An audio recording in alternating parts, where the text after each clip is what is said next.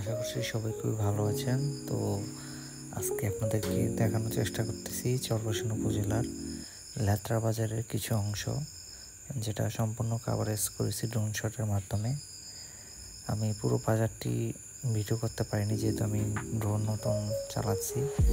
So আমি চেষ্টা করেছি কিছু দেখানোর জন্য একাংশ, অর্থাৎ লেত্রা বাজারের শুরুতেই যে অংশটুকু রয়েছে সেটুকু আমি আপনাদেরকে দেখানোর চেষ্টা করছি।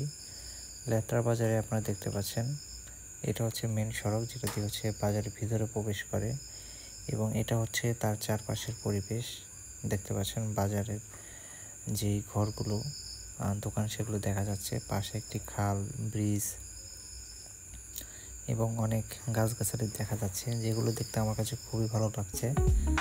তো এরপরেই চলে আসবো যে লেত্রা বাজারের যে মূল আকর্ষণ, অর্থাৎ বাজারের আগেই হচ্ছে বাইপাসে একটি রোড রয়েছে, যেটা হচ্ছে বাজারের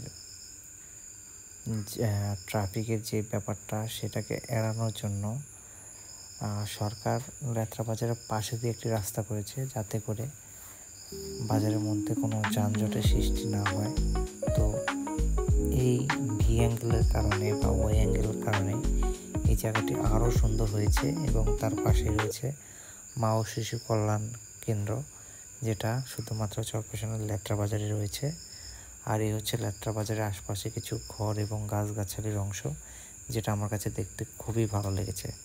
আশা করছি ভিডিওটি সবার ভালো লেগেছে। তো আজ এই পর্যন্তই। Thank you.